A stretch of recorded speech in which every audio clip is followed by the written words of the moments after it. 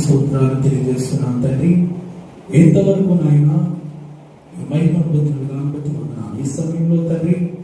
వాక్యం ద్వారా మనందరితో కూడా మీరు మాట్లాడాలి, మీరు మాత్రమే మాట్లాడాలి, మీరు మాత్రమే మహిమను పెడతారు, మీరు మాత్రమే ఘనత వహించాలి. సమస్త మహిమ ఘనత ప్రభావాన్ని కేవలపిస్తూ యేసయ్య నామమున ప్రార్థించి వేడుకుంటున్నాను తండ్రి. ఆమేన్. వాక్యంలో వెళ్ళిపోదాం. దయచేసి అందరూ కూడా పరిశుద్ధ గ్రంథాలు తెలిసినట్లయితే పరిశుద్ధ గ్రంథం నుంచి అపోస్తలుడైన పౌలు గారు ఫిలిప్పీయులకు రాసిన పత్రిక మొదటి అధ్యాయము మొదటి వాక్యం నుంచి మనం 1-2 వచనాల నుంచి మనం ప్రారంభించుకుందాం.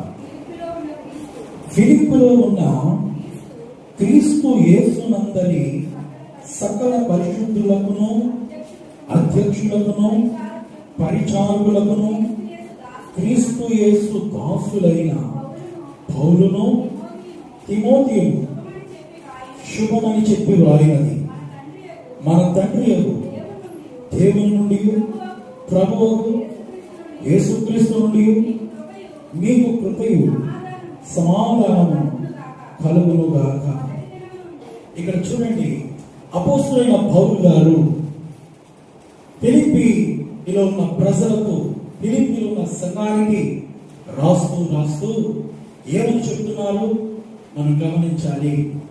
ఫిలిప్పీలో ఉన్న క్రీస్తు యేసునందలి సకల పరిశుద్ధులకును అధ్యక్షులకును పరిచారకులకును క్రీస్తు యేసు దాసులైన పౌలును తిమోతియు శుభమని చెప్పి రాస్తున్నాడు. ఒక ప్రారంభం, ఒక సంఘంతో ఏ విధంగా మాట్లాడాలో, ఒక సంఘానికి ఏ రీతిగా చెప్పాలో పౌలు గారిని చూసి మనం బాగా నేర్చుకోవచ్చు.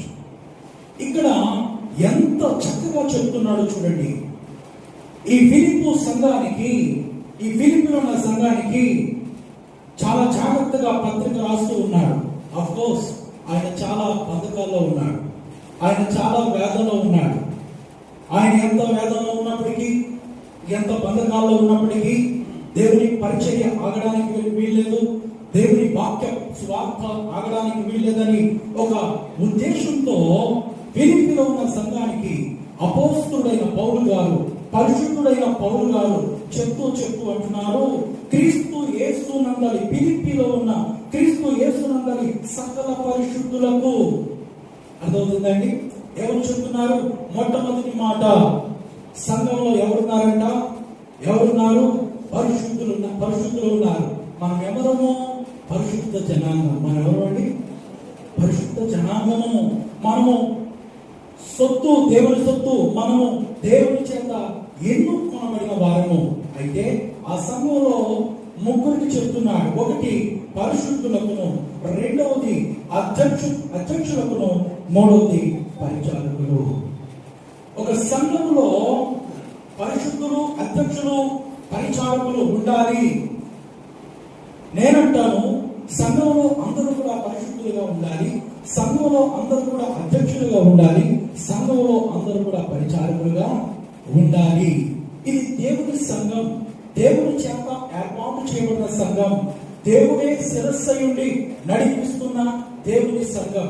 అయితే అటువంటి సంఘానికి అపోస్తలుడైన పౌలు గారు చాలా చక్కగా రాస్తూ కొన్ని శుభవచనాలు చెప్తున్నారు. 2వ వాక్యం, మన తండ్రి యొక్క దేవుని నుండి ప్రభువు యేసు క్రీస్తు నుండి మీకు కృపయు సమాధానము కలుగునుగాక. సంఘము ఏం పొందుకోవాలి అంటే కృప పొందుకోవాలి. ఏం పొందుకోవాలండి? సంఘంలో ఉన్న ప్రతి ఒక్కరు కూడా కృపతో నింపబడాలి. ఏమిటి కృప? ఈ కృప వల్ల జరిగేది ఏంటి అని మనం అనుకోవచ్చు. ఈ కృప ఏం చేస్తుందంటే, ఈ కృప మనలను ఏం చేస్తుందంట, ఆత్మీయతలో నుంచి పడిపోకుండా, ప్రార్థనా జీవితం నుంచి పడిపోకుండా, విశ్వాసం నుంచి పడిపోకుండా ఆ కృప మనల్ని కాపాడుతుంది. యోగ్యత లేని వారికి అర్హత కలిగించేది దేవుని కృప. అందుకోసమే ప్రతి ఒక్క విశ్వాసి కూడా, ప్రతి ఒక్క దేవుని బిడ్డ కూడా దేవుని కృపను పొందుకోవాలి. మన దిన జీవితంలో మనం ప్రతిరోజు కూడా ప్రార్థన చేస్తాం. ఉదయం లేచిన కాడి నుంచి, కొంతమంది అయితే ఉదయం లేచిన కాడి నుంచి సాయంత్రం అయ్యేంత వరకు ఏదో ఒక సమయంలో అలా ప్రార్థిస్తూనే ఉంటారు. నేను చెప్పబోయే మాట ఏంటంటే, దేవుని కొరకు, కృప కొరకు మనం ఎక్కువగా ఏం చేయాలంట? మొరపెట్టుకోవాలి. అంతేకాదు ఆయన చెప్తున్నాడు, కృప మీకు కలగాలి.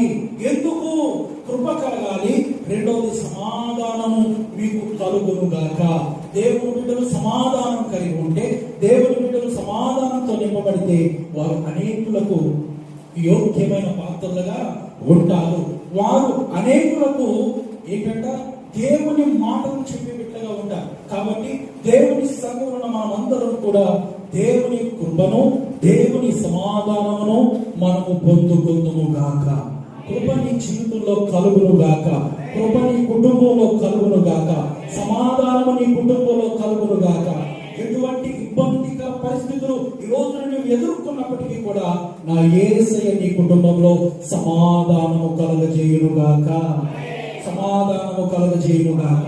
ఒక దైవజనుడుగా సంఘము ఆ రీతిగా ఉండాలని అపోస్తలుడైన పౌలు గారు కోరుకుంటున్నారు. నిజమే, సంఘము నానాటికి అభివృద్ధి చెందాలి అంటే, సంఘము నానాటికి వర్ధిల్లాలి అంటే, సంఘములో ఉన్నవారు కృపను పొందుకోవాలి. సంఘంలో ఉన్నవారు సమాధానం పొందుకోవాలి. సమాధానకరమైన పరిస్థితులు గృహంలో ఉండాలి. అటువంటి దీవులను స్వతంత్రించుకోవాలని దైవజనుడి యొక్క అభిలాష. అయితే మూడవ వాక్యంలో చాలా అద్భుతమైన మాట చెప్తున్నారు. చూడండి, మొదటి దినము నుండి ఇది వరకు సువార్త విషయంలో మీరు నాతో పాలువారి చూచి మీలో ఈ సత్క్రియ ఆరంభించిన వాడు యేసుక్రీస్తు దినము వరకు దానిని కొనసాగించునని రూఢిగా నమ్ముచున్నాను. చూడండి, ఇక్కడ ఎంత చక్కగా చెప్తున్నాడంటే, మొదటి దినము నుండి, నేను మీకు స్వార్థ ప్రకటించిన ఆ మొదటి దినము నుండి స్వార్థ విషయంలో మీరు నాతో పాలువారై ఉన్నారు. స్వార్థ గురించి మీరు ఎంతగానో బహుగా ప్రయాసపడుతున్నారు. మీరు ఎంతగానో దేవుని పనిలో ఏమాత్రం కూడా మీరు విసుక్కోకుండా నాతో పాలువారై ఉన్నారు. మీలో ఈ సక్రియ ఆరంభించిన వాడు ఎవరు? దేవుడే. మన హృదయాలలో, మన జీవితాల్లో పని ప్రారంభించిన వాడు ఆయనే. నీ జీవితంలో కార్యములు ప్రారంభించేవాడు ఆయనే. యేసుక్రీస్తు దినము వచ్చేంత వరకు కూడా అది కొనసాగించబడుతుంది అనేది మనం అర్థం చేసుకోవాలి. మనము ఒక ప్రణాళికతో దేవునిలో ఉన్నవారము, ఒక చిత్తములో దేవునితో ఉన్నవారము. ఈ రోజు ఉన్న వారందరూ కూడా ఏ వ్యక్తిగతంగా దేవుని సన్నిధికి వచ్చిన వారు కాదు, కానీ ప్రతి ఒక్కరి ఎడల దేవుని చిత్తము, దేవుని ప్రణాళిక ఉన్నది. అదే విషయాన్ని ఆయన చెప్తూ అంటున్నారు, ఇదిగో మీలో ఈ సక్రియ ఆరంభించిన వాడు ఆయనే. అది ఎప్పటి వరకు జరుగుతుంది? ఈ రోజున మన ప్రార్థన, మన ఆత్మీయత, మన విశ్వాసం ఎప్పటి వరకు? యేసుక్రీస్తు రాకడ వరకు, లేదా మనము ఆయనను చూచేంత వరకు, మనం ఆయన దగ్గరికి వెళ్ళేంత వరకు కూడా మన భక్తిని, మన విశ్వాసాన్ని, మన యొక్క ఆత్మీయతను కాపాడుకోవాలి. అదే విషయం చెప్తున్నాడు. మొదటి రోజు మొదలుకొని ఇప్పటి వరకు మీరు నాతో స్వార్థ విషయంలో పాలు పంపులు పొందారు. మీ హృదయంలో ఏమాత్రం కూడా దేవుని కూర్చిన అలక్ష్యం లేదు, కానీ దేవుని కూర్చిన ఏమాత్రం కూడా నిర్లక్ష్యత లేదు, కానీ దేవుని కోసం ప్రయాసపడాలి, దేవుని కొరకు పని చేయాలి, దేవుని కొరకు పాటుపడాలి. దేవుని స్వార్థ నా సహోదరులకు లేదా నా ప్రాంతంలో ఉన్న వారికి తెలియచేయాలని చెప్పి మీరు ఎంతగానో ప్రయాసపడ్డారు. అయితే మీరు ఈ సత్క్రియ ప్రారంభించిన వాడు దేవుడే అని చక్కగా ఫిలిప్పీలో ఉన్న సంఘానికి చెప్తున్నాడు. ఈ రోజున మన హృదయాల్లో ప్రేమను కుమ్మరించిన వారు, మన హృదయాల్లో మన హృదయాల్లో ఆనందాన్ని కుమ్మరించిన వారు ఒక్క యేసుక్రీస్తు ప్రభువారు మాత్రమే. మన ఆత్మీయతను మనం కాపాడుకుంటూ, చూడండి, ఫిలిప్పీ సంఘము చాలా చాలా చాలా స్వార్థ విషయంలో కావచ్చు, దేవుని పని విషయంలో కావచ్చు, ఎప్పుడూ కూడా నిర్లక్ష్యం చేయలేదు. దైవజనుడు చక్కగా చెప్తున్నాడు, మీలో ఈ సత్క్రియ ప్రారంభించిన వాడు ఆయనే. అది మీరు ఎప్పుడు వరకు ఉంటుందంటే యేసుక్రీస్తు దినం వరకు దాన్ని కొనసాగించునని రూఢిగా నమ్ముచున్నాను అంటే ఒక ఆశను కలిగి ఉన్నాడు ఆయన. ఏ ఆశ అండి? మీరు కొనసాగిస్తారు. మీ ఆత్మీయ యాత్రను మీరు ఏమాత్రం కూడా పాడు చేసుకోకుండా మీరు జాగ్రత్తగా పట్టుకొని మీరు దాన్ని కొనసాగిస్తారని ఒక విశ్వాసాన్ని లేదా ఒక నమ్మకాన్ని విశ్వాసుల మీద పెట్టుకున్నాడంట. ఎందుకు పెట్టుకున్నాడంటే వాళ్ళు ఏదో ఇస్తారని కాదు, వాళ్ళు ఆత్మీయంగా ముందుకు వెళ్తారని, వాళ్ళు ఆత్మీయంగా ముందుకు నడుస్తారని, దేవుని రాకడ వరకు వారు ఎలా ఉంటారంట, దేవునికి ఇష్టమైన బిడ్డలుగా ఉంటారని ఒక ఆశను వ్యక్తపరుస్తున్నాడు. అంతేకాదు, కనుక మీ అందరి నిమిత్తము నేను చేయు ప్రతి ప్రార్థనలో ఎల్లప్పుడూ సంతోషముతో ప్రార్థన చేయొచ్చు, నేను మిమ్మల్ని జ్ఞాపకం చేసుకున్నప్పుడల్లా నా దేవునికి కృతజ్ఞతాస్తుతులు చెల్లిస్తున్నాను. ఏం చెప్తున్నాడంట? ఎవరి కోసం కృతజ్ఞతాస్తుతులు చెప్తున్నారు? ఎవరి కోసం అండి? సంఘము గురించి, సంఘములో ఉన్న వారి గురించి, సంఘములో ఉన్న విశ్వాసులు వారి యొక్క త్యాగపూరితమైన పరిచర్య, వారి యొక్క నిరీక్షణ, వారి యొక్క ఆత్మీయతను చూచి వీళ్ళు ఎంత ఆత్మీయులుగా ఉన్నారు, వీళ్ళు ఎంత దేవునికి విధేయులుగా ఉన్నారు, దేవునితో సహవాసం చేసేవారుగా ఉన్నారు అని చెప్పి ఆయన ప్రార్థన చేసేటప్పుడు ఎల్లప్పుడూ కూడా అపోస్తలుడైన పౌలు గారు ప్రార్థన చేస్తున్న ప్రతిసారి కూడా ఎవరి గురించి కృతజ్ఞతాస్తుతులు చెప్తున్నాడు అంటే ఉన్న సంఘం, పిలిపిలో ఉన్న సంఘం గురించి, ఆ సంఘం వారందరి గురించి ఎవరు చెప్తున్నారంట? నా దేవునికి కృతజ్ఞతాస్తుతులు చెల్లించుచున్నాను. కృతజ్ఞతాస్తుతులు చెల్లిస్తూ దేవుని మహిమపరుస్తున్నాడు. నిజమే, మన జీవితాల్లో ఆయన కార్యసిద్ధి కలిగజేసే దేవుడు అంటున్నారు. సత్క్రియను ప్రారంభించిన వాడి దేవుడే. అవును, మన జీవితం మీద ఆయన పని చేస్తున్నాడు. ఆయన ఇప్పటి వరకు పని చేస్తున్నాడు, ఇక ముందు కూడా మన మీద ఆయన పని చేస్తూ ఉంటాడు. ఇప్పటి వరకు ఆయన మనం నడిపించాడు, ఇక మీదట కూడా ఆయన మనం నడిపిస్తాడు. ఇక ముందు కూడా ఆయన మనలో చేయి పట్టుకొని ముందుకు నడిపిస్తాడు. చాలా మంది అనుకుంటారు ఇక్కడి వరకే దేవుడు నడిపిస్తాడేమో, ఇక ముందు పట్టించుకోలేమో అని తెలియని వారు అనుకుంటారు. అయితే ఈ రోజు వాక్యం వింటున్న దైవ జనాంగమా, మనకు ఒక శుభవార్త ఉంది. ఆయన నిన్ను నన్ను ఎప్పుడూ కూడా విడిచిపెట్టే దేవుడు కాదు. ఎప్పుడు కూడా ఆయన తృణీకరించే దేవుడు కాదు. ఎప్పుడు కూడా ఆయన నా దగ్గర నుంచి పోండి అని చెప్పేవాడు కాదు. ఎందుకు అంటే ఆయన నిన్న నేడు నిరంతరం కూడా మనల్ని నడిపించడానికి, వెన్ను తట్టి నడిపించడానికి సంసిద్ధత కలిగి మనలో ప్రేమ కలిగిన దేవుడై ఉన్నారు. ఒక రోజున జరిగిన సంఘటన మీరు చెప్తాను వినండి. అతను ఒక ఆత్మీయుడు. అది ఒక పల్లెటూరు గ్రామం. చాలా మంచి ఆత్మీయుడు. నిజమే, కొన్ని సందర్భాల్లో ఆత్మీయులకు కష్టాలు ఎక్కువ వస్తాయి, ప్రార్థనా పరులకు కష్టాలు ఎక్కువ వస్తాయి.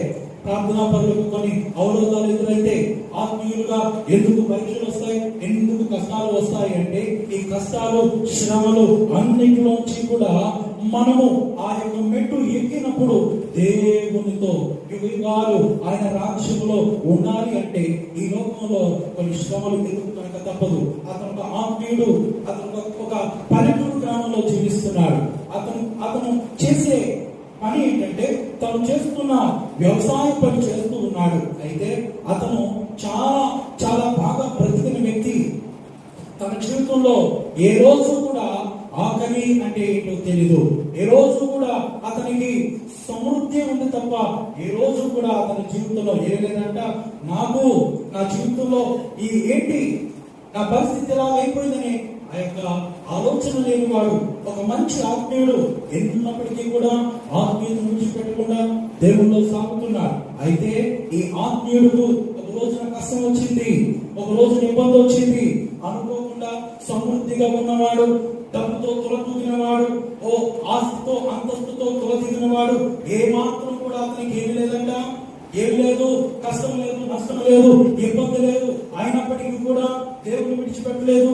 దేవునికి ప్రార్థన చేస్తున్నాడు, దేవుని సన్నిధికి వెళ్తున్నాడు, దేవుని వాక్యం వింటున్నాడు, బైబిల్ చదువుతున్నాడు. ప్రతిరోజు ఉదయం ప్రార్థన చేస్తున్నాడు, మధ్యాహ్నం ప్రార్థన చేస్తున్నాడు, సాయంత్రం ప్రార్థన చేస్తున్నాడు. తన జీవితంలో కష్టం అంటే ఏమిటో తెలియని ఒక మంచి జీవితాన్ని జీవిస్తున్నాడు. అతని పేరు ఆత్మీయుడు. ఒక మంచి ఆత్మీయుడు. తన జీవితంలో ఏ కష్టం లేదు, ఏ ఇబ్బంది లేదు. అయితే ఒక రోజు వచ్చింది, తను ఊహించలేదు. నేను ఈ రోజున సమృద్ధిగా ఉన్నాను, ఈ రోజున నాకు ఒక సమస్య లేకుండా, ఏది లేకుండా నేనున్నాను. అయితే అతను ఊహించలేదు, నాకంటూ ఒక సమస్య వస్తుందని, నాకంటూ ఒక ఇబ్బంది వస్తుందని ఊహించలేదు. జరిగింది ఏంటో చెప్పంటారా? వినండి. అతను ఒకనొక రోజున తనకున్న సమస్తాన్ని కోల్పోయాడు. అన్నింటిలోనూ నష్టాన్ని చవి చూస్తున్నాడు. ఆ పంటలన్నీ పాడైపోయి, పంటలు పండలేదు, వర్షాలు పడలేదు, ఆ యొక్క భూమి ఎండిపోయింది.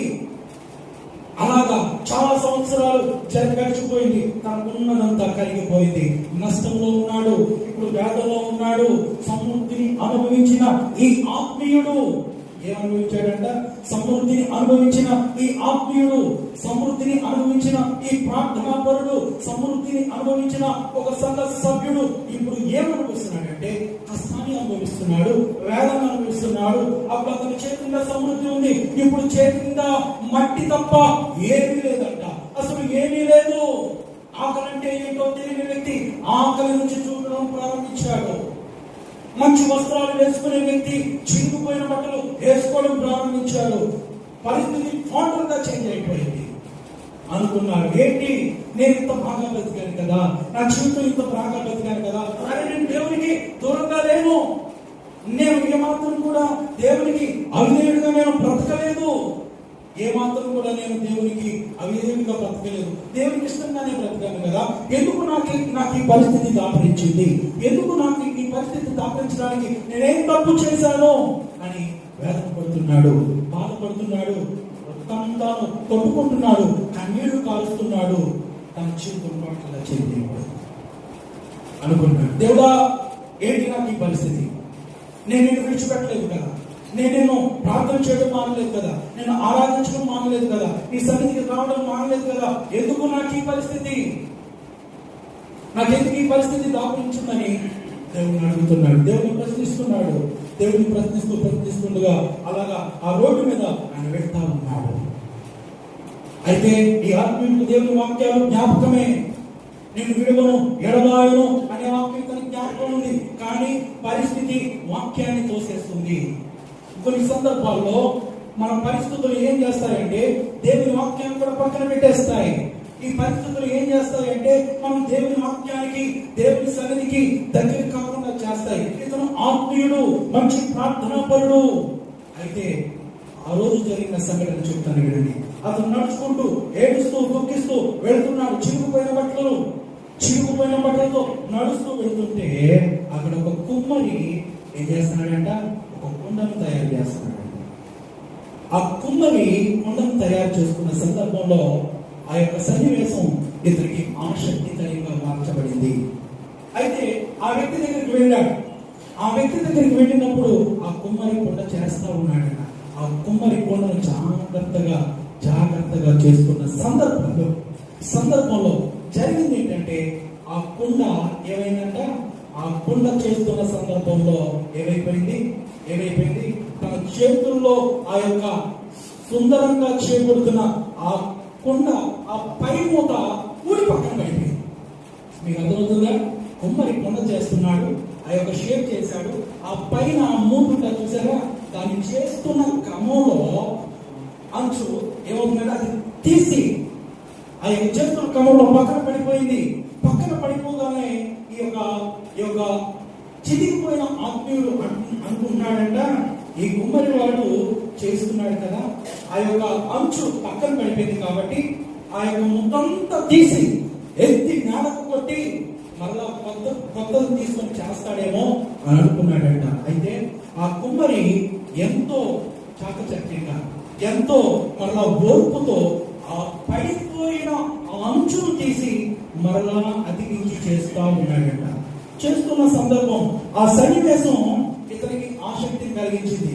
అప్పుడు ఈ ఆత్మీయుడు అడుగుతున్నాడంట, ఎవరు అడుగుతున్నాడు, అయ్యా అది మీ అంచు మీ చేతుల్లోంచి పడిపోయినప్పుడు నేనేమనుకున్నానో తెలుసా, ఆ యొక్క మొత్తం మీరు చేసిన దాన్ని ఎత్తి తీసి పక్కన కొట్టేసి మరొక దాంతో మీరు చేస్తారనుకున్నాను, కానీ మీరేంటి మరలా అదే చేస్తున్నారు అంటే ఆయన చెప్పారంట, అయ్యా నేను ఇది చేస్తున్నప్పుడు ఇది చాలా సార్లు అలా జరుగుతుంది.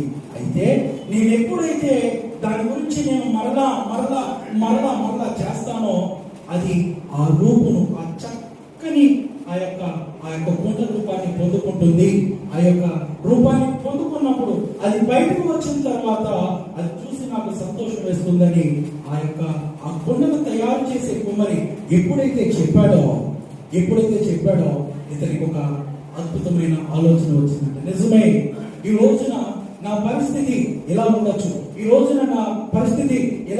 కానీ నా దేవుడు నన్ను విడిచిపెట్టాడు. నా జీవితం ఇప్పటికీ నేను పాడైపోయింది అనుకున్నాను, కానీ నా జీవితం ఏమాత్రం కూడా అయిపోలేదు. ఆయన ఇంకా పని చేస్తున్నాడు. మీలో సక్రియ ఆరంభించిన వాడు యేసు క్రీస్తు దినము వరకు అది ఆయన నడిపిస్తాడు అనే వాక్యాన్ని జ్ఞాపకం చేసుకుని, నిజమే ఆయన ఇంకా నా మీద పని చేస్తున్నాడు, ఆయన ఇంకా నా మీద ప్రేమ కలిగి ఉన్నాడు, ఆయన ఇంకా నా మీద జాలి కలిగి ఉన్నాడు. నా పరిస్థితి చిరిగిపోయినప్పటికీ కూడా నా పరిస్థితిని మెరుగుపరిచి నాకు ఆశీర్వాదం ఇచ్చేవాడు నా దేవుడిని మరలా ధైర్యం తెచ్చుకున్నాడు. దేవుని దగ్గర మొదలుపెట్టుకున్నాడు. కొన్ని సంవత్సరాల తర్వాత జరిగిన అద్భుతం ఏంటంటే, మరలా తన స్థితి తనకు వచ్చింది.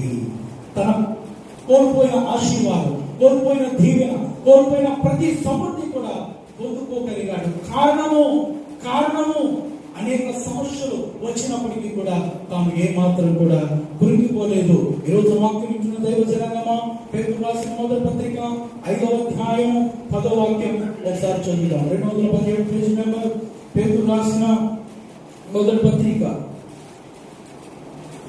5వ అధ్యాయము 10వ వాక్యం. తన నిత్య మహిమకు క్రీస్తు యేసునందు మిమ్మల్ని పిలిచిన సర్వకృపానిధియగు దేవుడు కొంచెము కాలం మీరు శ్రమ పడిన పిమ్మట తానే మిమ్మల్ని పూర్ణులుగా చేసి స్థిరపరిచి బలపరుచును. యుగములకు ప్రభావము ఆయనకు కలుగును గాక. ఇక్కడ పేతురు భక్తులు చెప్తున్నాడు, తన నిత్య మహిమకు క్రీస్తు యేసునందు మిమ్మల్ని పిలిచిన సర్వకృపానిధియగు దేవుడు కొంచెము కాలము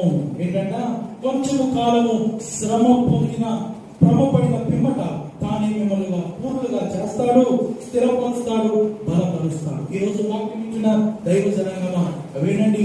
ఆత్మీయుడు అనుకున్నాడు నా జీవితం అయిపోయింది అనుకున్నాడు. ఇందాక మనం చదివాం కదా, పిలుపులకు రాసిన పత్రికలో, ఇదిగో మీలో ఈ సక్రియ ఆరంభించిన వాడు అది యేసు క్రీస్తు దినం వరకు కూడా కొనసాగిస్తాడు. నిజమే ఆనాడు సమృద్ధిలో నాతో ఉన్న దేవుడు ఈ రోజు పాడే పరిస్థితులు ఉన్నప్పుడు కూడా నాతో ఉన్నాడు అని ఆయన ధైర్యం తెచ్చుకొని మరలా దేవునితో మాట్లాడడం, దేవునితో సంభాషణ చేయడం, దేవుని మహిమపరచడం ప్రారంభించాడు. మరలా తన జీవితాన్ని తను పొందుకున్నాడు, తన సమృద్ధిని తను పొందుకున్నాడు. ఈ రోజు వాక్యం ఇచ్చిన దైవ జనాంగమా ఇక్కడ చెప్తున్నాడు, కొంచెము కాలము శ్రమ పడిన పిమ్మట. ఈ రోజున వాక్యం ఇచ్చిన మీరు గమనించాల్సిన విషయం, ఈ రోజున నీ జీవితంలో ఉన్న శ్రమ, నీ జీవితంలో ఉన్న అప్పు, నీ జీవితంలో ఉన్న కష్టము కొంచెము కాలమే. ఎంతకాలం అంట? Just short period. కొంచెము కాలం. ఈ రోజు నువ్వు ఎదుర్కొంటున్న ఇబ్బందులు, నువ్వు ఎదుర్కొంటున్న సమస్యలు, నువ్వు ఎదుర్కొంటున్న అవరోధాలు, నువ్వు ఎదుర్కొంటున్న ప్రతి విధమైన సమస్య, అది కొంచెము కాలం మాత్రమే, శాశ్వతమైనది కాదు. కొంచెము కాలము. ఆయన అనుకున్నాడు, ఆత్మీయుడు నా జీవితం అయిపోయింది అని అనుకున్నాడు, నా పరిస్థితి ముగిపడింది, నా జీవితం ఇంకా అయిపోయింది అనుకున్నాడు, నా జీవితంలో సమృద్ధి పోయింది అనుకున్నాడు. అయితే దేవుడు జ్ఞాపకం చేసుకున్నాడు, ఆత్మీయుడు మరలా తన ఆశీర్వాదాన్ని పొందుకున్నాడు, తన సమృద్ధిని పొందుకున్నాడు. ఎందుకంటే యేసు క్రీస్తు ప్రభువారు ఆయన ఎల్లప్పుడూ కూడా మన మీద ఏం చేస్తాడంట? తన కృపను కుమరిస్తూ ఉన్నాడు. ఎల్లప్పుడూ కూడా ఆయన మనతో నుండి నడిపిస్తూ ఉన్నాడు. ఆయన అంటున్నారు, తానే మిమ్మల్ని పూర్ణులుగా చేసి స్థిరపరిచి బలపరుస్తాడు. నిజమే ఆయన స్థిరపరిచే దేవుడు. కొంచెం కాలం శ్రమ, కొంచెం కాలం కష్టం, కొంచెం కాలము ఇబ్బంది. ఈ కొంచెం కాలం కష్టానికి, ఈ కొంచెం కాలం ఈ యొక్క శ్రమలకి దేవుని సన్నిధికి దూరం అవడానికి నువ్వు వీల్లేదు. దేవుని సన్నిధికి దూరం అవడానికి వీల్లేదు. దేవుని మహిమపరచడానికి, దేవుని గణపరచడానికి నువ్వు దూరం అవడానికి వీల్లేదు. ఆత్మీయులుగా కొన్ని ఇబ్బందులు, కొన్ని కష్టాలు, కొన్ని శ్రమలు మన జీవితంలో అనుమతించబడతాయి. అయితే అవన్నీ కూడా నీ కుటుంబ ఆశీర్వాదానికి అనేది నువ్వు గుర్తు పెట్టుకోవాలి. ఈ రోజు వాక్యం వింటున్న దైవ జనాంగమా, వాక్యం వింటున్న ప్రియ దేవుని బిడ్డలారా, వాక్యం నీ హృదయంలో ఫలించాలి. ఎప్పుడు ఫలిస్తుంది? దేవుని వాక్యం నీ హృదయంలో ఎప్పుడు ఫలిస్తుంది అంటే దేవుని వాక్యాన్ని నువ్వు శ్రద్ధగా ఆరాధించినప్పుడు. దేవుని వాక్యాన్ని నీ హృదయంలో ఏం చేయాలంట?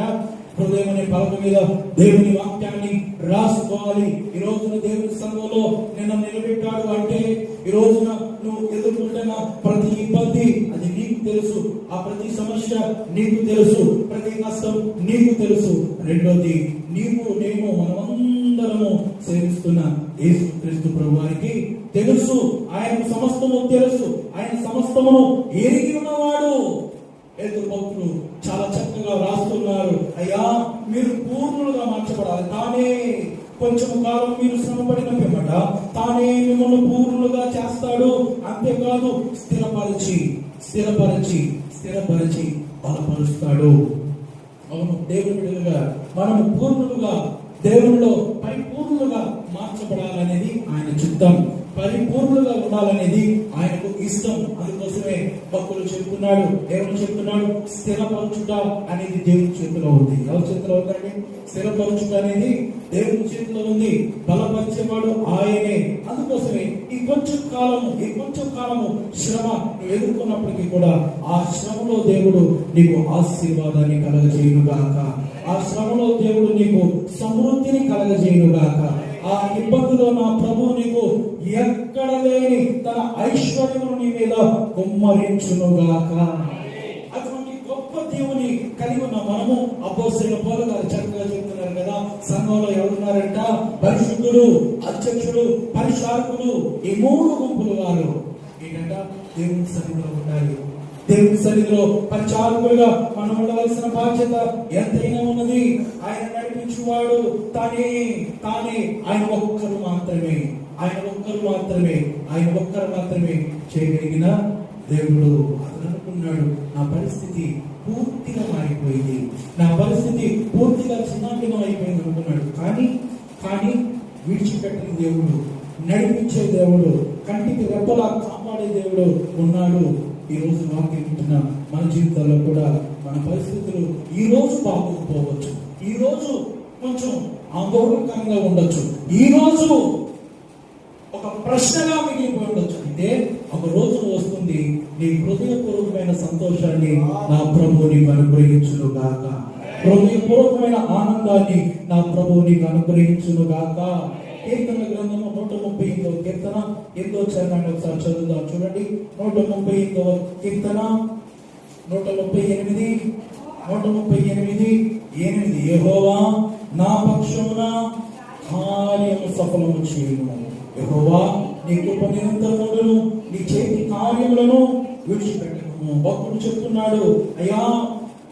చెప్తున్నాడు, యెహోవా నా పక్షమున కార్యము సఫలము చేయము. ఈ రోజున నీ పక్షమున, నా పక్షమున ప్రభు కార్యములు సఫలము చేయును గాక. ఎందుకు మన కార్యములు సఫలం చేయాలి అంటే మనము ఆయన విసుగైన బిడ్డలము, మనము ఆయన జనాంగము. అంటే ఇది చాలా మందికి తెలియదు, గుర్తించరు, ప్రభువును గుర్తించరు. చాలా మంది ప్రభువును గుర్తించకపోవడం వల్ల ఏమవుతుంది? వారి జీవితంలో వారు అనుకుంటారు సమృద్ధి ఉంది, నిజమే. కానీ చాలా మంది ఏం చేస్తారంటే యేసు ప్రభువును గుర్తించరు. గుర్తుపెట్టుకోవాలి, ఆశీర్వాదం ఆయన చేతిలో ఉంది, దీవెన ఆయన చేతిలో ఉంది, సమృద్ధి ఆయన చేతిలో ఉంది. పాడైపోయిన బ్రతుకులను బాగు చేయవాడు ఒక్క యేసుక్రీస్తు ప్రభువారు మాత్రమే. పరిస్థితులను మెరుగుపరచువారు ఒక్క యేసుక్రీస్తు ప్రభువారు మాత్రమే. పాడైపోయిన ప్రతి జీవితానికి ఒక అద్భుతమైన జీవితాన్ని అలంకరించువారు ఒక్క యేసుక్రీస్తు ప్రభువారు మాత్రమే.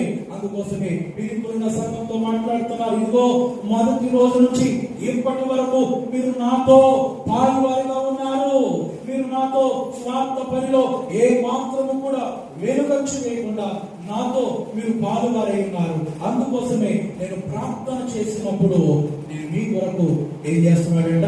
కృతజ్ఞతాస్తుతులు చెల్లిస్తున్నాడు. మీలో ఈ యొక్క సక్రియ ప్రారంభించిన వాడు ఆయనే. ఈ రోజు నీ హృదయంలో సంతోషాన్ని కుమ్మరించబోయేవాడు ఆయనే. నీ కుటుంబంలో సమాధానం కలగ చేయబోయేవాడు ఆయనే ఆయనే ఆయనే అనే విషయాన్ని నువ్వు గుర్తుపెట్టుకోవాలి. కొరింథీయులకు రాసిన పత్రిక 2వ అధ్యాయము 12వ వాక్యం చదివితే అక్కడ అద్భుతమైన మాట మనకు కనబడుతుంది. కొరింథీయులకు రాసిన 2వ పత్రిక 166వ పేజ్ నెంబర్ 12వ అధ్యాయము 9వ వాక్యం. అందుకు నా కృప నీకు చాలు, బలహీనత ఎందు నా శక్తి పరిపూర్ణమవుతున్నది అని నాతో చెప్పాను. కాగా క్రీస్తు శక్తి నా మీద నిలుచుని నిమిత్తం విశేషముగా నా బలహీనత ఎందే బహు సంతోషపడుతున్నాడు. ఇక్కడ చెప్తున్నాడు అయ్యా. అయితే దేవుడు చెప్తున్నాడు, బలహీనతలో ఏమైపోతుంది? నా శక్తి ఇంకా నీకు పరిపూర్ణమవుతుంది. అందుకు ప్రభు చెప్తున్నారు, నా కృప నీకు చాలు, బలహీనత యందు నా శక్తి పరిపూర్ణమవుతుంది. అవును, కొన్ని సందర్భాల్లో బలహీనపరచబడతాం, కొన్ని సందర్భాల్లో మనం వేసారిపోతాం, కొన్ని సందర్భాల్లో సొమ్మసిల్లిపోతాం, కొన్ని సందర్భాల్లో వేసారిపోయి సొమ్మసిల్లిపోయి దిగులు పడతాం. ఇలాంటి సందర్భంలో మన ప్రభు చేసే అద్భుతమైన కార్యం ఏంటో తెలుసా? ఇలాంటి సందర్భంలో మన ప్రభు చేసే ఒక అద్భుతమైన కార్యం ఏంటంటే, మన బలహీనతలో ఆయన శక్తి పరిపూర్ణం చేయబడుతుందంట. ఆయన శక్తి ద్వారా, ఆయన బలం ద్వారా నీకున్న బలహీనత, నాకున్న బలహీనత, ఈరోజు వాక్యం వింటున్న ప్రతి ఒక్కరి బలహీనత నా దేవుడు తొలగించునుగాక. నజరేయుడైన యేసుక్రీస్తు ప్రభువారు నీకున్న ప్రతి బలహీనతలోంచి నిన్ను విడిపించునుగాక. నీ బలహీనతలో ఆయన శక్తి పరిపూర్ణమవునుగాక. నీవు ఏ విషయంలో కూడా కృంగిపోకుండా నా దేవుడు నిన్ను బలపరచి అనేకులకు సాక్షిగా నిన్ను వాడుకొనుగాక. అనేకులకు సాక్షిగా నువ్వు వాడబడాలి. అందుకోసమే నువ్వు బలహీనం అవుతున్నావు కొన్ని సందర్భాల్లో.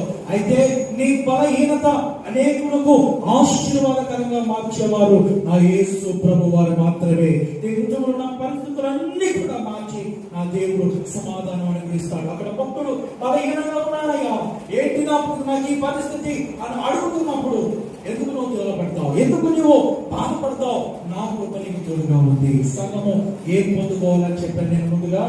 దేవుని కృప. దేవుని కృప. వ్యక్తిగతంగా ప్రభువా నీ కృపను నాపై కుమ్మరించు, నీ కృపను నాకు దయచేయి, ఒక ఆత్మీయుడిగా నన్ను ఉంచు, ఒక ఆత్మీయురాలుగా నన్ను ఉంచు అని దేవుని కృప కొరకు మనం విజ్ఞాపన చేయాలి. దేవుని కృప కొరకు మనం కనిపెట్టాలి. ఆయన అంటున్నారయ్యా, నా కృప నీకు చాలు అంటే అర్థము నేనే నీకు తోడుగా ఉన్నాను, నేనే నీ బలహీనతను, నీ యొక్క సమస్యను తొలగించి నా శక్తి ద్వారా నీ బలహీనత అంతా కూడా పెటాపంచలు చేస్తాను. ఈరోజు వాక్యం వింటున్న దేవ జనాంగమా, మన జీవితంలో ఉన్న బలహీనతలన్నీ కూడా ఆ దేవుని శక్తి ద్వారా అవి పెటాపంచలైపోవుగాక, అవన్నీ కూడా దూరమగునుగాక. నా దేవుని యొక్క ఆశీర్వాదం, నా దేవుని యొక్క శక్తి నీ జీవితంలోనూ నా జీవితంలోనూ కలగాలి అంటే ఈరోజు వాక్యం కూర్చున్న మనము చేయవలసింది ఏంటంటే, నీవు ఏం చేయాలో తెలుసా? ఎప్పుడు కూడా సంఘంలో ఎలా ఉండాలంటే పరిశుద్ధంగా ఉండడానికి ప్రయత్నం చేయాలి. అధ్యక్షుడు అంటే అర్థం ఏంటి? అగ్రపీఠాల మీద కూర్చోవాలని కాదు, ఏదో అధికారం అనుభవించాలని కాదు. అధ్యక్షుడు అంటే ఏంటి? అర్థం ఏంటంటే, దానికి ఉన్న ఆత్మీయ అర్థం ఏంటంటే, సాధారణంగా అనేకులను దేవుని సన్నిధికి మనిషివాడే సరైన అధ్యక్షుడు. దేవుని సన్నిధికి అనేకులను నడిపించువాడే సరైన అధ్యక్షుడు. అయితే అక్కడ చెప్తున్నాడు, పరిశుద్ధులు, అధ్యక్షులు, పరిచారకులు, ఇవన్నీ కూడా ఈ యొక్క దానికి సంబంధించిన వాళ్ళందరూ కూడా ఆ సంఘంలో ఉన్నారు. అయితే ఈ రోజున ఆత్మీయులుగా నూతన నిబంధన సంఘముగా మనము కూడా సంఘంలో ఎల్లప్పుడూ కూడా పరిశుద్ధులుగా ఉండటం ప్రయాసపడాలి. అంతేకాదు అనేకులు దేవుని సన్నిధిని నడిపించడానికి ప్రయాసపడాలి. అంతేకాదు పరిచారకులుగా ఉండడానికి మనం ప్రారంభించాలి. పరిచారకులుగా ఉండడానికి మనం నిర్ణయం తీసుకోవాలి. అక్కడ పౌలు గారితో ఎల్లప్పుడూ కూడా ఆయన మొదటి దినం నుండి ఇప్పటి వరకు, అనగా ఆయన ఈ పత్రిక రాసేంత వరకు కూడా ఏం చేశారంట, అతనితో ఏమాత్రం కూడా తొలగిపోకుండా ఒక నూతనమైన ఆత్మీయ సంబంధంలో వాళ్ళు కొనసాగారు. ఈ రోజు నూతన సంఘంగా ఉన్న మనమందరం కూడా, ఈ రోజు ముఖ్యమైన మనమందరం కూడా మనలో ఈ సత్క్రియ ఆరంభించిన వాడు ఆయనే. అది యేసుక్రీస్తు దినం వరకు కొనసాగించబడాలి. ఈ రోజున యేసుక్రీస్తు రాకడ వరకు నీ భక్తి ప్రత్యక్షం అవ్వాలి. ఏం చేయాలంట? నీ భక్తి కనపరచబడాలి. నీ ప్రార్థన జీవితం ఎవరు కనబడాలి? దేవునికి కనబడాలి. నీ ఆత్మీయత ఎవరు కనబడాలి? దేవునికి కనబడాలి. అంతే తప్ప ఈ లోకంలో మనం ఎలాగైనా బ్రతికేయచ్చు, ఏ రీతికైనా బ్రతికేయచ్చు. అయితే ఒక రోజున దేవునికి మనం సమాధానం చెప్పాలి. ఒక రోజున దేవుని అడుగుతాడు. వాళ్ళు ఎవరైనప్పటికీ కూడా బాప్తిసం పొందినా, బాప్తిసం పొందకపోయినా, రక్షణ పొందినా, రక్షణ పొందకపోయినా, ప్రతి ఒక్కరు కూడా వెయ్యాలంట లెక్క చెప్పాలి. అంటే రక్షణ పొందితే దేవుని వాక్యం విన్న తర్వాత వాళ్ళు మార్పు కలిగి ఇంకా నేను దేవునికి ఇష్టమైన బిడ్డగా జీవించాలనే ఆతృత వారిలో వస్తుంది. కాబట్టి వారి ఇంకా దేవుని సన్నిధికి అర్హులు. కాబట్టి దేవుని సన్నిధిలో సమాధానం చెప్పుకోవాల్సిన బాధ్యత ఉంది. కాబట్టి వాళ్ళు జాగ్రత్తగా ఉంటారు. అయితే ఒక విషయాన్ని గుర్తుపెట్టుకోండి. రోజులు చాలా గడిచిపోతున్నాయి. మనం ఎలాగైనా బ్రతికేస్తున్నాం. అయితే ఒక రోజున మనం దేవుని సన్నిధిలో నిలబడాలి. అది గుర్తుపెట్టుకోవాలి. ఒక రోజున మనం దేవుని సన్నిధిలో నిలబడాలి. ఒక రోజున మనం అందరం కలిసి దేవుని సన్నిధిలో నిలబడి వారి ఉండాలి. ఆయన తేజస్సు ముందు మనము నిలబడాలి. అప్పుడు ధైర్యంగా మనం సమాధానం చెప్పేవారి ఉండాలి. అంటే అప్పుడు మనము ధైర్యముగా, దేవా నేను నీ కొరకు ప్రయాసపడ్డాను, నేను నీ కొరకు చాలా చేశాను, అంతేకాదు నా ఆత్మీయతను నేను కాపాడుకున్నాను, నా ప్రార్థనా జీవితాన్ని నేను కాపాడుకున్నాను, నా యొక్క విశ్వాసాన్ని నేను కాపాడుకొని పరిస్థితులు ఎలా ఉన్నప్పటికీ కూడా నన్ను కాపాడుకున్నానయ్యా అని చెప్పుకునే స్థితిలో మనము పొందుము కాక, ఒక ఆత్మీయురాలుగా నువ్వు బలపరచబడదు కాక. ఈరోజు మిమ్మల్ని మీరు పరీక్ష చేసుకోవాలి. నేను సరైన ఆత్మీయురాలుగా ఉన్నానా? నిజంగా ప్రభు అడిగితే నేను సమాధానం చెప్పగలనా? ఒక ప్రశ్న. ఈరోజు లోకంలో చాలా మంది అనుకుంటున్నారు, నేను ఎలాగైనా బ్రతికేస్తున్నాను, ఎలాగైనా నేను జీవించేస్తున్నాను, చాలా పనులు చేసి చాలా విధాలుగా బ్రతికేస్తున్నాను. కానీ ఒక ప్రశ్న, ఒక ఆత్మీయంగా మనం వేసుకోవాలి. నేను ఆత్మీయుడు కదా, నేను ఆత్మీయురాలు కదా. ఒకవేళ యేసు ప్రభు ఈరోజే వస్తే నేను సమాధానం చెప్పగలనా అనే ప్రశ్న నీలో వేసుకోవాలి. ఆ ప్రశ్న వేసుకొని, ప్రభా నేను నీ కొరకు జీవిస్తాను, ఒక ఆత్మీయుడిగా ఉంటాను, ఒక ఆత్మీయురాలుగా జీవిస్తాను, ఒక ఆత్మీయతం కలిగి నేను జీవిస్తాను. నా జీవితం అయ్యా నీకు అంకితం ప్రభా, నన్ను నడిపించు, ఈ కొంచెం కాలం సమస్యల నుంచి నన్ను తప్పించు. మనం అనుకుంటాం ఈ శ్రమలేంటి, ఈ కష్టాలేంటి. దేవుని వాక్యం చెప్తుంది కదా, కొంచెము కాలమే, నీకున్న సమస్య కొంచెం కాలమే, నీకున్న కష్టం కొంచెం కాలమే, నీకున్న అప్పు కొంచెం కాలమే, నీకున్న ఆర్థిక ఇబ్బంది కొంచెం కాలమే. అయితే దేవుని పట్టుకున్న తర్వాత అవన్నీ కూడా ఏమైపోతాయంట, పరిస్థితులన్నీ మార్చబడతాయి. నా దేవుడు అటువంటి చక్కని జీవితాన్ని నీకు అనుగ్రహించును గాక. మనం ఆత్మీయులుగా ఉందుము గాక. సంఘ పరిచర్యలో మనం ఇంకా ఆసక్తిగా పాల్గొందుము గాక. ఆ రీతిగా మన హృదయాన్ని, నేను ఒక విషయం చెప్తాను. మీరు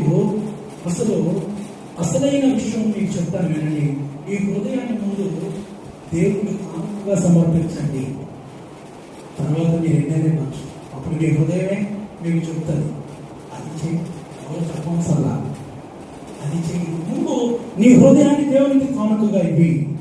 ఆయన కోరుకున్నది ముందు నీ హృదయాన్ని దేవునికి కానుకగా ఇచ్చామనుకో, అప్పుడు నీకు ఈ హృదయం నీకు చెప్తుంది సంఘంలో ఏం చేయాలి, ఎవరు అడగవసరలా, ఏం చేయాలి, ఎలా ఉండాలి, ఎలా ఉండాలి, ఎలా ఉండకూడదు అని నీ హృదయం నువ్వు దేవుడికి ఇవ్వాలి. హృదయాన్ని, ఈ హృదయం దేవుడికి నువ్వు కానుకగా ఇవ్వి. ఆయన మనకు కానుకగా వచ్చాడు. ఈ రోజున నీ హృదయాన్ని ఇవ్వి. ప్రభువా, నా హృదయమే నీ కానుక, నా హృదయాన్ని నీకు ఇస్తున్నానయ్యా అని నువ్వు చెప్పు. నువ్వు నోరారా చెప్పు. నీ జీవితం మార్చబడుతుంది. నీ హృదయంలో లోక సంబంధమైన ఆలోచనలు రావు, లోకపరమైన ఆలోచనలు రావు.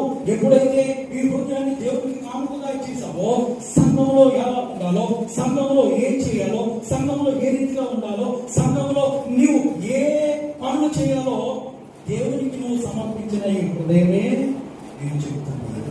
హృదయాన్ని దేవునికి ఇవ్వకుండా ఎన్నిసార్లు ఈ చెవితో ఆలకిస్తే ఏమాత్రం ప్రయోజనమే లేదు. చెవితో వినే వారికి ప్రయోజనం లేదు. ఈ హృదయాన్ని ఎప్పుడైతే నువ్వు దేవునికి కానుకగా ఇవ్వడం ప్రారంభించు. ఈ రోజు మనందరం ప్రార్థన చేద్దాం. ప్రభువా, నా హృదయాన్ని నీకు కానుకగా ఇస్తున్నా. నా హృదయం ఇది మొదలుకొని నాది కాదు, నీది. నువ్వు నన్ను నడిపించు ప్రభువా, నన్ను గైడ్ చేయి. నేను ఎలా ఉండాలో, ఏ రీతిగా ఉండాలో, నేను సంఘంలో ఎలా ఉండాలో, సంఘంలో నేను ఎలా ఉండాలి, ఏ రీతిగా ఉండాలో, నేను ఇంకా ప్రయాసపడాలో అని నువ్వు ఎప్పుడైతే ఈ హృదయాన్ని దేవునికి కానుకగా ఇచ్చేసావో, ఈ హృదయాన్ని ఎప్పుడైతే కానుక ఇచ్చేస్తే నీ జీవితంలో అద్భుతాన్ని చూస్తావు. నిజం ఇది వాస్తవం. చాలా మంది హృదయాలు దేవునికి దూరంగా ఉంటాయి, చెవులు మాత్రం దగ్గరగా ఉంటాయి. నో, దేవునికి దగ్గరగా ఉండాల్సింది ఏంటో తెలుసా? హృదయం. ఈ హృదయం అన్నిటికన్నా మోసకరమైనది కాబట్టి దేవునికి ఇచ్చారు. అర్థమవుతుందా? ఈ హృదయంలోనే ఎక్కడ లేని ఆలోచనలు, ఈ హృదయంలోనే ఎక్కడ లేని అసూయలు ఇవన్నీ ఎక్కడి నుంచో ప్రారంభమైతే అదే దేవుడికి ఇచ్చేసామనుకో, ఈ హృదయాన్ని దేవుడు మెయింటైన్ చేస్తాడు. ఈ హృదయాన్ని దేవుడు పరిపాలిస్తాడు. నీ హృదయాన్ని దేవుడు పరిపాలిస్తే నీ జీవితంలో నీ ఆత్మీయ జీవిత అంతకంతకు వర్ధిల్లుతుంది. గట్టిగా స్తోత్రం చెప్పండి. రెండు చోట్ల బయటకు చెప్పాలి. హల్లెలూయా. ఈ మొదలు మనం ప్రార్థన చేయబోతున్నాం. యేసయ్యా, నా హృదయాన్ని కానుకగా ఇస్తున్నాను. నువ్వు ఆర్థిక బలమైన తర్వాత నువ్వు హృదయాన్ని దేవుడికి ఇచ్చే, అప్పుడు దేవుడు నేను గైడ్ చేస్తాడు నువ్వు ఎలా ఉండాలో. ముందు మనం ప్రార్థన చేద్దాం. దేవుడి పరిశుద్ధ వాక్యాన్ని మన వెనుకలో ఫలింపజేయుగాక. ఆమేన్. మోకరించండి అందరూ కూడా. దేవా, నా హృదయాన్ని కానుకగా ఇస్తాను. నా హృదయం నా కొరకు నాయన ఈ భూలోకానికి కానుకగా వచ్చిన దేవుడు ప్రభా. అయ్యా, నా హృదయాన్ని కానుక ఇస్తున్నాను ప్రభా. అవును తండ్రి, ఇదిగో వారి నిరుడుకు మటుకు విందురు గాని వారి హృదయాలు నాకు దూరంగా ఉన్నాయి. ఆ రీతిగా మేము ఉండకూడదు ప్రభా. ఆ రీతిగా మేము ఉండకూడదయ్యా. మా హృదయాలు మీకు దగ్గరగా ఉండాలి. యేసయ్యా, చెప్పండి. అందరూ కూడా ప్రార్థనలో ఉండండి. మోకరించండి. అందరూ మోకరించండి.